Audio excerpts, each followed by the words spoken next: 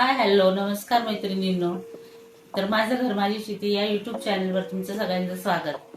तर तुम्ही म्हणशाल की 2-4 महिने झाले व्हिडिओच आला नाही, तर खरंच व्हिडिओ काढायला वेळच मिळाला नाही. तर आजच्या व्हिडिओची सुरुवात म्हटलं चला आज घरचं कपाटावरून, पाऊस पडलेला होता, शेतात इतके कामं नव्हते, म्हटलं कपाटावरून.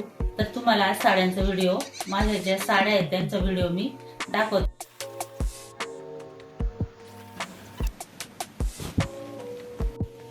तर बऱ्याच प्रकारच्या साड्या माझ्याकडे, फार जुन्या पुरातन साड्या आहेत.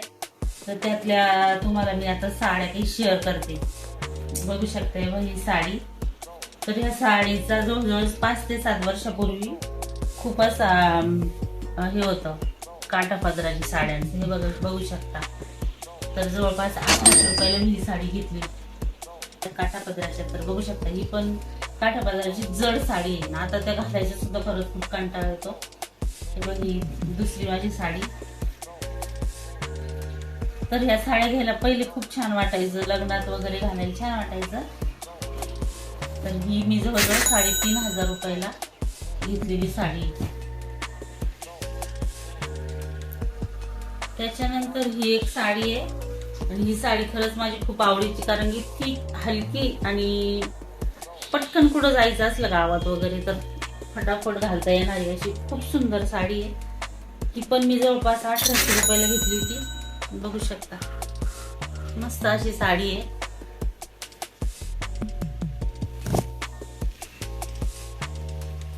साड्या तर खूप आहे, पण मी आता कपाट आवरताना जेवढ्या मला दिसल्या, काही वर पण ठेवून दिलेल्या आहे. ही साडी पण मला आता माझ्या भावाने घेतली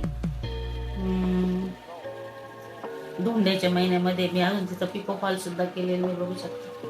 हे पण कारण का अशा कलरच्या माझ्याकडे 2-3 साड्या, म्हटलं पाहू आता नंतर करता येईल. तर अजून तिचं पिको फॉल सुद्धा करायचं राहिलेलं आहे. तर ही नथ साडी वाटते मला. हे बघा नथाचं पूर्ण हे आहे, आणि अशी हलकी वाटते, घालायला छान असणार आहे. कसं वाटलं साड्यांचं कलेक्शन नक्कीच कमेंट मध्ये सांगा. आणि व्हिडिओ आवडला तर व्हिडिओला लाईक करा, शेअर करा, कमेंट करा.